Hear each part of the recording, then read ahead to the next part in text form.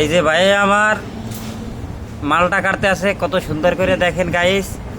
এই ওপর এটা কি হবে ভাই? জুস হবে? কি কি দিয়ে? মালটা, আপেল, কলা, কলা।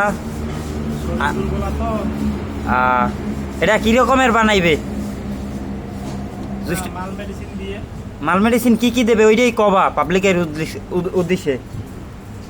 দুধ, দুধ, কলা, মালটা কলা, মালটা আর আমাদের আপেল। আর আপেল। আর এটার লগে কি আইস দেবো নাকি? আইস দেবো নাকি না এটা ইয়া তোমার ঠান্ডা করিয়া যদি খাইছে আইস দিয়ে ঠান্ডা করবো, না তোমার যে ফ্রিজে রাখিয়া খাইবো?